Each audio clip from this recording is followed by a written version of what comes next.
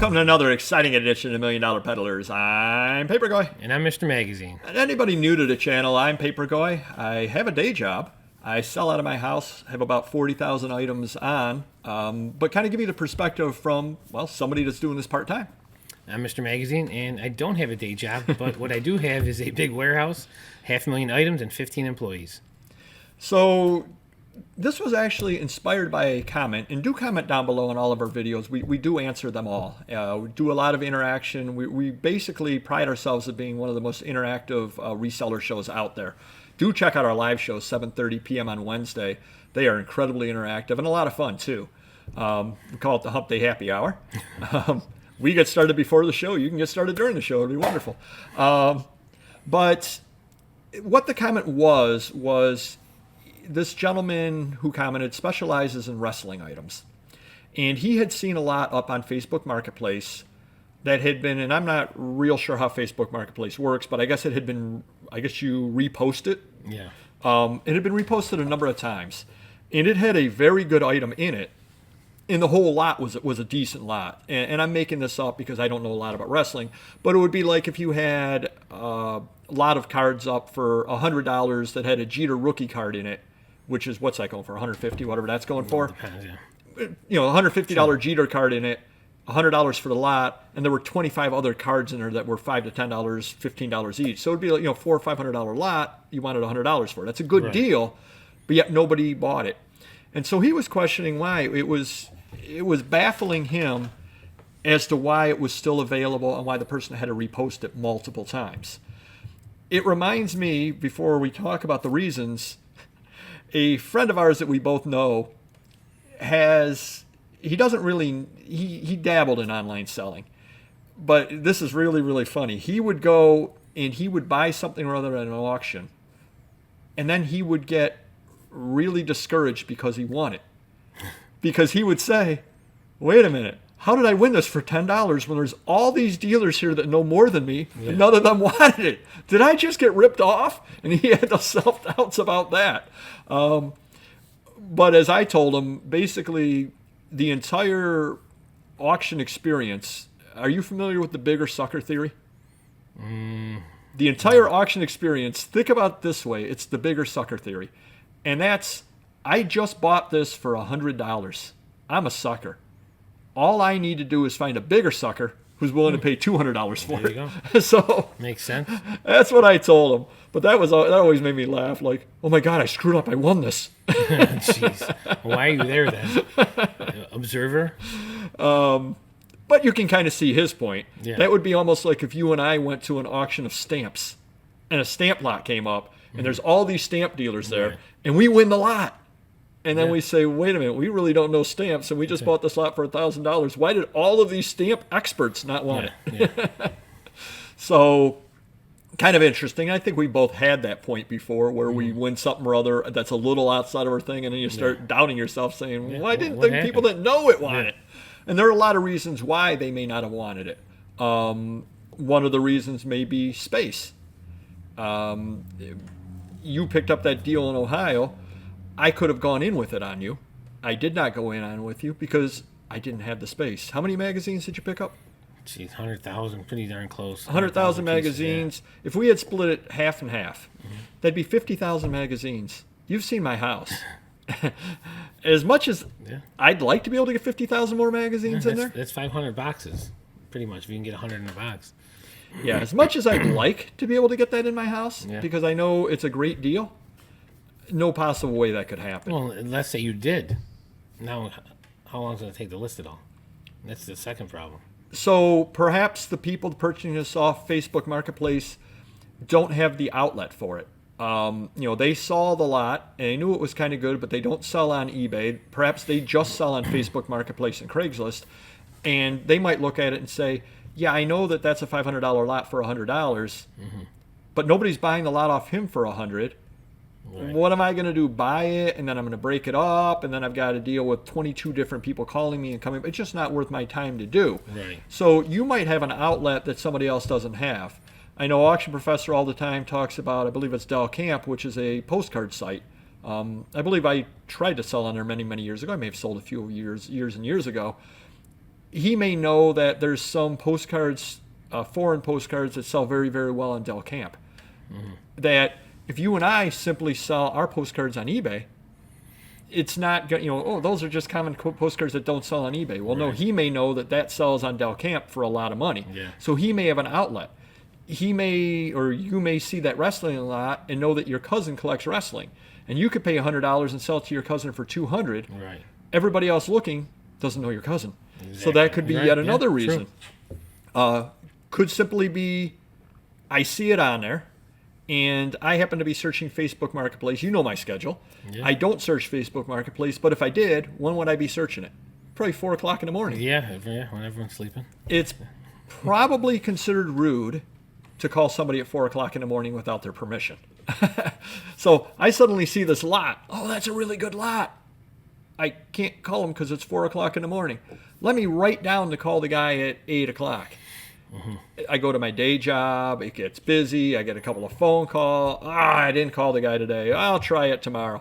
Right. I get busy. 3 days later, you know something? It's probably not even still there. I'm not going to bother calling him. Right. So you just don't find the time within your schedule could be one of the reasons. Or laziness. Right, I yeah. mean, there have been times where there have been estate sales that I've sat there and looked at, and I said, oh, that's got a couple of good items in it.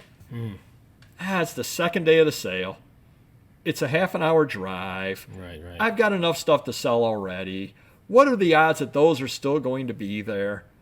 It's raining out there. Right. You know something? I didn't really need that anyway, which I truly don't really need it anyway. But you can convince yourself not to do a lot of things. Yeah, true. And how many people saw that on Facebook Marketplace and said, and I don't know how much it tells you about where the location is, all that stuff, but maybe it gives a zip code or an area. You look and you're like, that's all the way across town. Yeah. Or, I've called that guy before and we weren't able to reach out a deal on another thing. I'm not going to bother wasting my time. Or whatever the case happens to be. So there are a lot of different reasons why people just don't end up picking it up. Or let's say that situation that I told about with the Jeter card in it wasn't Jeter card, but there was 100 $5 to $10 cards, and they wanted $100 on it. Right. It's a good deal. Right. But would you want it? I would not take it for them. I already have 10, 20, 30,000 cards, and for the dollar amount, I'm not making a lot of money selling them. So yeah. So there could be a lot of people out there looking at it going, I've just got so much of that work, stuff. A lot of work, little return, slow return. Yeah. I'm buying work at that point. Right. So there are a lot of different reasons why the good deals can still be there. Another reason could be that, and this gentleman that posted said that he does a lot of stuff with video games and that those are cutthroat down where he's from, that if a video games go up, people are buying them and calling and all that kind of things. Well, it could be you found a niche with the wrestling stuff. It could be that other people may dabble in it. I mean, I sold you some wrestling DVDs, if you recall, a while ago. I bought a few big lots. We just sold some VHS for good money, yeah. Yep. And why did I buy the wrestling DVDs? Do I deal in the wrestling DVDs? No, you know that I do, or I have, yeah. And I got them at a really good price. Yeah. I happen to So be did I. in a situation, and I'm happy with that. And I don't remember the specifics of it, but what did I sell them to you for? Do you remember? Oh, I don't remember. Say $20. $20. It was $1 a piece. I mean, it was Yeah. It was Say I really sold reasonable. them to you for $20. Yeah. I paid $10. I doubled my money Right. in something that I wasn't dealing in. I just happened to be at the right place at the right time. Right. So I know enough about it. But would I, on Facebook Marketplace, when I saw a bunch of wrestling items, DVDs, etc., magazines are different because those I know. Right. But if I see, some random wrestling figures, some random wrestling DVDs, some random wrestling VHS, and it's a lot for $100, am I going to buy it? No. I'm really not. I mean, obviously, if it were 1,000 DVDs, yes, Yeah. I'm smart enough to know I'm paying a dime a piece. Yes, I can make money on it. Right, but right. you've got 100 DVDs up there, and you want $50, or the other way around, 50 DVDs, you want $100. Right. I'm not going to buy it. I know enough about it that if it's an absolute, slam dunk, I'll buy it and flip it to you. Yeah. I don't want to shell that money out, and then I bring it to you, and then you start looking them up, and you go, these are okay. Yeah. And I end up getting my money out, or I make $20 for all my time. It's not worth it. Right. So you may have found a niche within the wrestling arena that there you go. See what I did there? Yeah, wrestling arena. Yeah, nice. That nobody else found. And it's the reason why I can go to the last day of an estate sale and walk out with boxes and boxes of stuff, because I've such a niche into what I deal in that I'll let everybody else beat themselves up over, being the first in line, is lining up the night before trying to get the great comic books and everything like that. I'll just walk in and the last day of the sale and pay pennies and walk out with boxes of stuff, make the estate sale person happy because they've unloaded a whole bunch of stuff, and make me happy because you stood overnight to get a $100 item for $25. Good for you. I just got a box full of $25 items for 50 cents a piece, and I didn't have to stand overnight.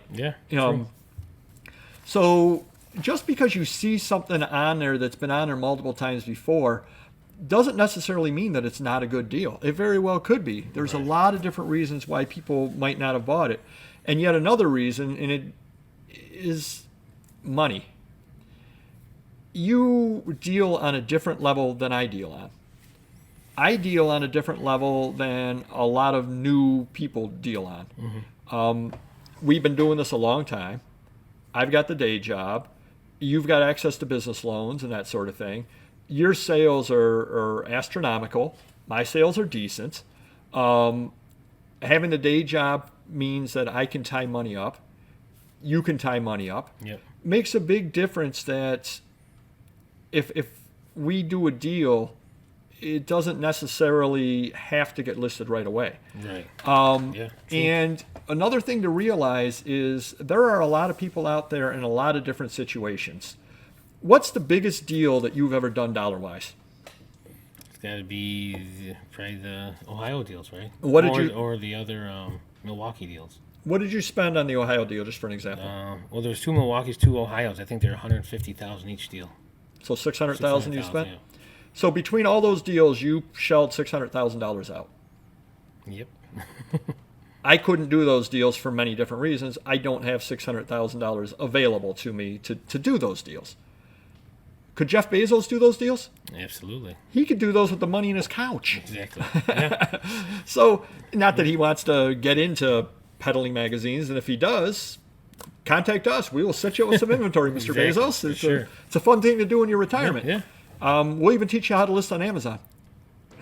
True. Come on, that was funny. That was funny. I should get a laugh out of that one. But you can do 4 deals worth $600,000. Now you needed to borrow money, et cetera, but still you could do those deals. Yeah, for sure. The 4 biggest deals I've ever done probably add up to $25,000, let's say. To you, that's not a rounding error, but it's a deal that it's an okay deal. It's a deal I'm doing next week in Houston. There you go. It's an okay deal. So my 4 biggest deals probably add up to $25,000. There are probably people out there just getting started out saying, "Oh my God, $25,000! My 4 biggest deals are $500." Nothing wrong with that. When I first started, my 4 biggest deals were probably $500 between start somewhere. You build your way up, but you need to realize you're at where you're at on the chain.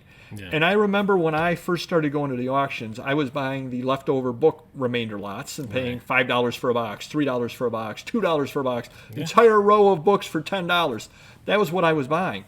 And there apparently must have been some good books in some of the lots when they were doing choice, because I would look at a box and go, "Oh, I could go $10 in that box."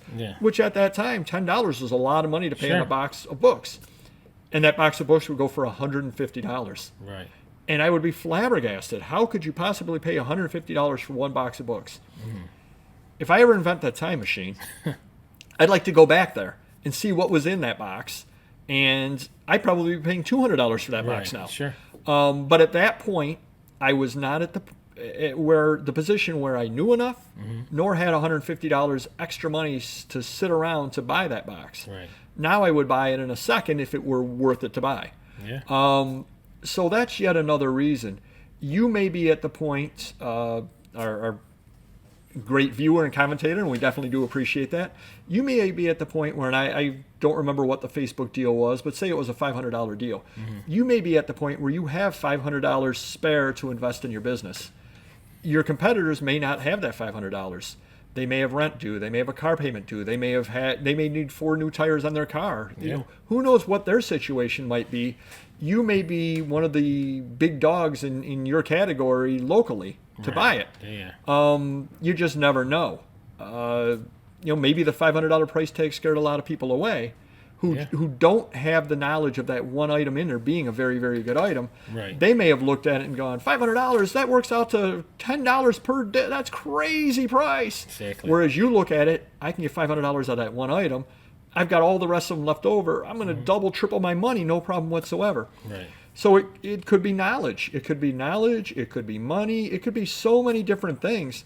It could just be that for whatever reason, you're a little different than a lot of people in many different ways, but you're a little different than a lot of people.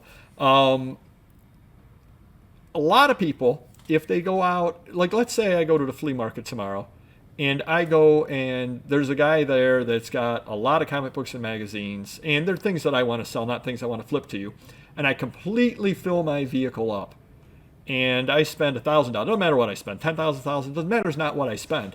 My entire vehicle is filled up. Right. And I bring it home. Am I looking Monday morning at Facebook Marketplace? Probably not. Correct. You might still be looking. I think I am still looking, yes. I always got multiple deals in the works. I think I have about 5 big deals in the works right now as we speak. But I have an entire van filled up with stuff, let's say. Yeah. And I've got the day job. For some reason, my wife doesn't want tons of stuff cluttering up the house. Mm-hmm.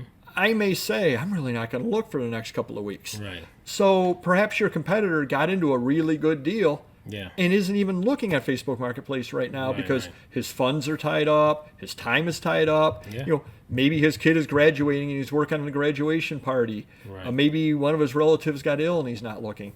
So there are lots and lots of reasons, but I think the primary thing is do not let the self-doubt creep in. If you know what it is, don't be my friend who got all upset that he won something because, oh my God, how could I possibly have won this? I'm an idiot because nobody else wanted it. Don't let that creep in. Believe in yourself, and you will do a wonderful job over time. Will you make mistakes? Yes, you will. You've bought deals that you look back on and you say, I overpaid. Something wasn't the way it should have been. Whatever the case happens to be. Yeah. I bought deals that, I bought things and I brought them home and I suddenly realized the magazine was missing pages. And I go, geez, I threw $1 away. Right. Or whatever the case happens to be. But you learn from those deals and you remember the bad deals more than you remember the good deals. And you learn from each of those deals as well. Right. So even you go and you buy that Facebook thing and you get home and you realize that let's just say it was a DVD, the really good DVD was all scratched up. Mm-hmm. You salvage what you can out of it, and now you say to yourself, next time I go on a DVD thing, I'm going to make sure on all the good. I mean, obviously, if there's 5,000 DVDs, I can't pull every DVD out and look at it. Right. But I'm going to look at the better ones just to make sure the DVD's not all scratched up, make sure I get my money back. And that's a valuable lesson you learned right there. Yeah. Just off of that for a lot less money than college. Right. So do comment down below about some of the great deals you've got that everybody else walked by or times that you've had a little bit of doubt, but you overcame it and you ended up making a lot of money off it. Definitely love to hear that. Do leave down below in the comments anything that you'd be interested in having us talk about on the channel, because this channel is made for you. Not that we don't learn a lot from you as well, because we certainly do, but it's made for you. And we try to put up topics that you're interested in. And, hopefully this has helped you a little bit there. Don't have that self-doubt.